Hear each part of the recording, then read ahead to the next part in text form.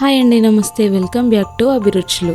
ఈరోజు మన వీడియోలో పిల్లలకి స్వీట్ తినాలనిపిస్తే బయట కొనే పని లేకుండా కిచెన్లో ఉండే బ్రెడ్ ముక్కలతోనే ఒక అద్భుతమైన డెజర్ట్ని ఎలా తయారు చేసుకోవాలో మీకు చూపించబోతున్నాను. ఇంట్లో పాలు బ్రెడ్ ఉంటే చాలండి, నిమిషాల్లో నోట్లో వేసుకోగానే కరిగిపోయే అమృతం లాంటి స్వీట్ రెడీ అయిపోతుంది.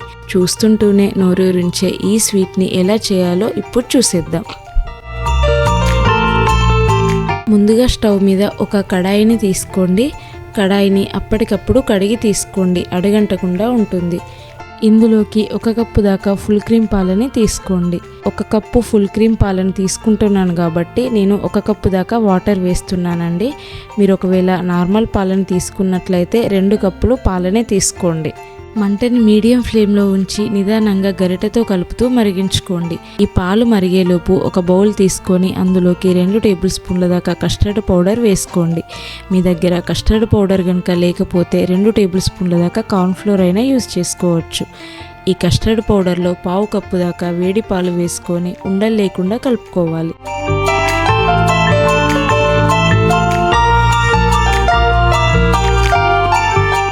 ఇలా కలుపుకున్న కస్టర్డ్ పాలని పక్కన పెట్టేసుకోండి. ఇలా పాలు మరుగుతున్నప్పుడు మంటని లో ఫ్లేమ్లోకి అడ్జస్ట్ చేసుకోండి. ఇప్పుడు ఇందులోకి మనం మిక్స్ చేసి పెట్టుకున్న కస్టర్డ్ పాలని వేసుకోండి. ఈ పాలని లో ఫ్లేమ్లోనే ఉంచి గరిటెతో కలుపుతూ ఒక 5 మినిట్స్ పాటు చిక్కబడనివ్వండి. ఇప్పుడు ఇందులోకి 2 టేబుల్ స్పూన్ల దాకా పంచదారను వేసుకోండి. ఈ పంచదారని పూర్తిగా కరిగే వరకు కూడా లో ఫ్లేమ్లోనే బాయిల్ చేసుకోండి. పంచదార అంతా కరిగాక ఒక 2 టేబుల్ స్పూన్ల దాకా సన్నగా కట్ చేసి పెట్టుకున్న డ్రై ఫ్రూట్స్ని వేసుకోండి. అంతా ఒకసారి కలుపుకొని స్టవ్ ఆఫ్ చేసి పక్కకి దించేసుకోండి. ఈ పాలని పూర్తిగా చల్లారనివ్వండి. మీకు ఒకవేళ పాలు మరీ చిక్కగా అనిపిస్తే ఒక 1/2 కప్పు దాకా కాచి చల్లార్చిన పాలను వేసుకోండి, సరిపోతుంది. ఈ పాలు చల్లారేలోపు బ్రెడ్ రోస్టింగ్ ప్రాసెస్ని చూసేద్దాం. ఇప్పుడు ఒక 4 to 5 బ్రెడ్ స్లైసెస్ని తీసుకోండి. వీటి బ్రౌన్ పార్ట్ని ఇలా కట్ చేసేయండి. ఇప్పుడు ఒక్క స్లైస్ని ఇలా 4 పార్ట్స్ లాగా కట్ చేసుకోండి.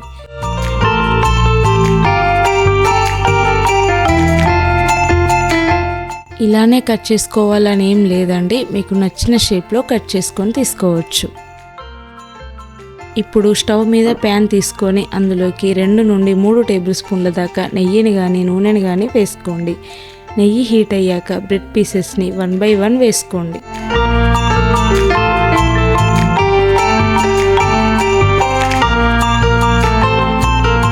రెండు వైపులకి త్రిప్పుకుంటూ మంటని లో టు మీడియం ఫ్లేమ్కి అడ్జస్ట్ చేస్తూ లైట్ గోల్డెన్ బ్రౌన్ షేడ్ వచ్చే వరకు రోస్ట్ చేసుకోండి.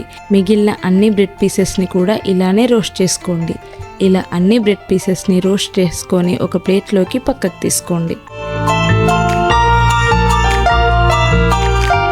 ఇప్పుడు స్టవ్ మీద మళ్ళీ ప్యాన్ తీసుకొని 1/2 కప్పు దాకా పంచదారని వేసుకోండి. 1/2 కప్పు పంచదారకి 1/2 కప్పు వరకు వాటర్ని వేసుకోండి. పంచదారని లో ఫ్లేమ్లోనే ఉంచి పూర్తిగా మెల్ట్ అవ్వనివ్వండి. పంచదార కరిగితే సరిపోతుందండి, పాకం రావాల్సిన అవసరం లేదు. పంచదార పూర్తిగా కరిగాక ఇందులోకి 1 టీ స్పూన్ రోజ్ వాటర్ని వేసుకోండి.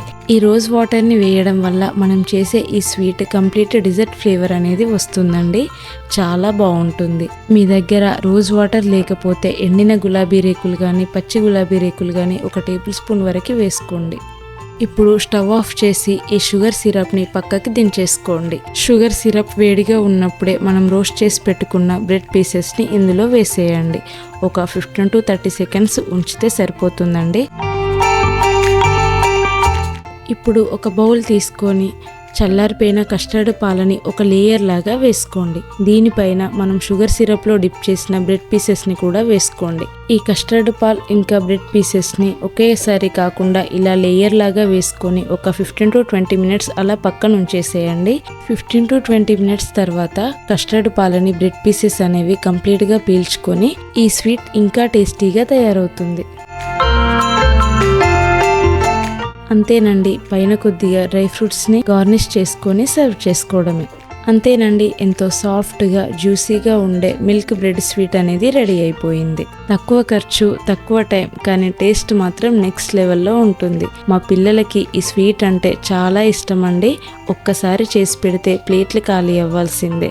సో మీరు తప్పకుండా ఈ స్వీట్ని ట్రై చేసి మీకు ఎలా వచ్చిందో నాకు కామెంట్ సెక్షన్లో చెప్పండి. ఈ స్వీట్ వీడియో నచ్చితే ఒక లైక్ చేయండి, మీ ఫ్రెండ్స్ అండ్ ఫ్యామిలీకి షేర్ చేయండి. మరిన్ని టేస్టీ అండ్ సింపుల్ రెసిపీస్ కోసం మన ఛానల్ని సబ్స్క్రైబ్ చేసుకోండి.